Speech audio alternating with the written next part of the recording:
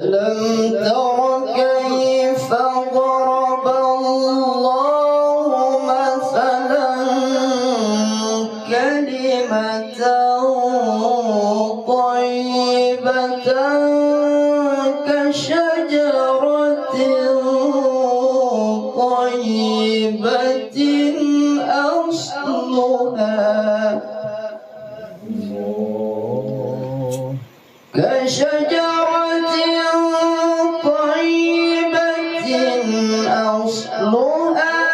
ثابت وفرعها في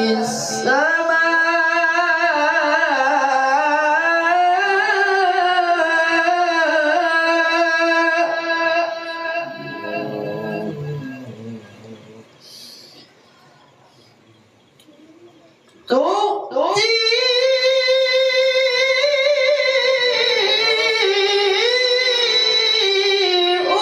أكلها كل حين